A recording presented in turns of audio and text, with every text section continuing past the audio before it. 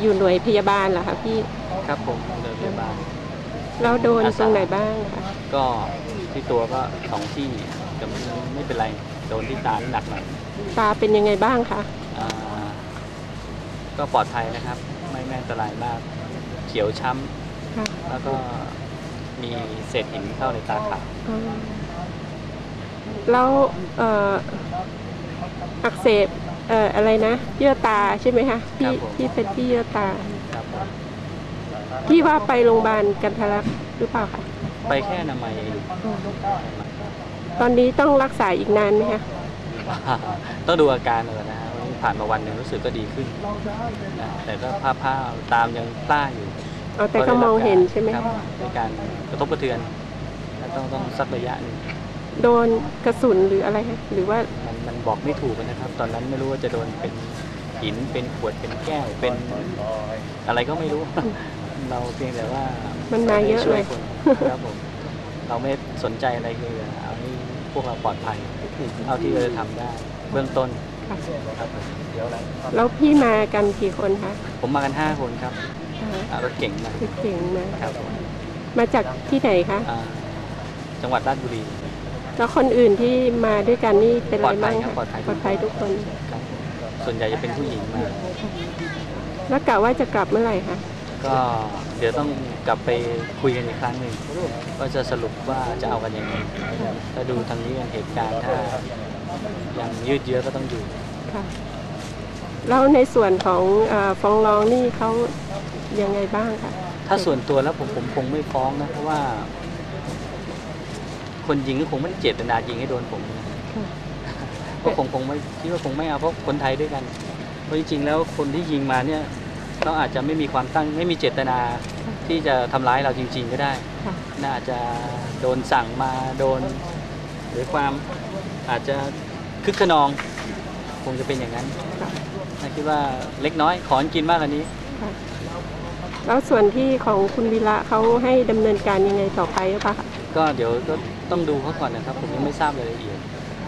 แต่ส่วนตัวแล้วจริงๆผมก็ไม่อยากฟ้องร้องนะได้ยินว่ารวบรวมรายชื่อผู้บาดเจ็บอยู่ครับผม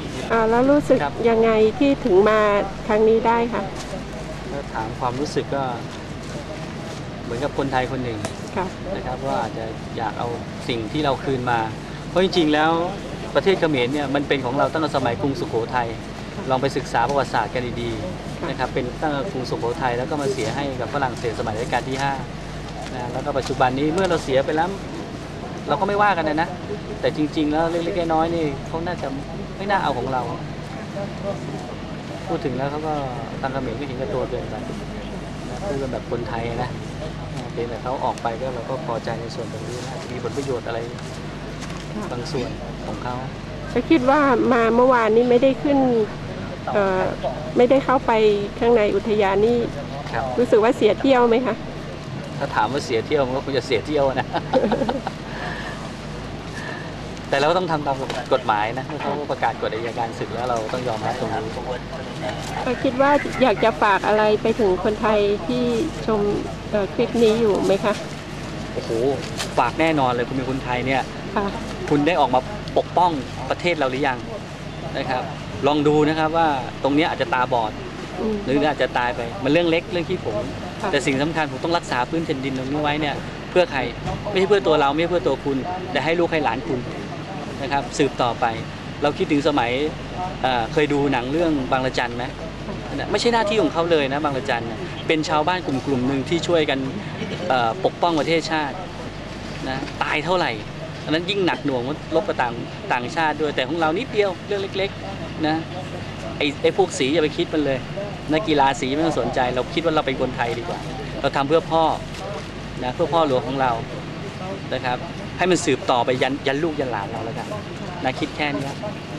คิดว่าผมก็ฝากไว้คิดว่าครั้งนี้เรา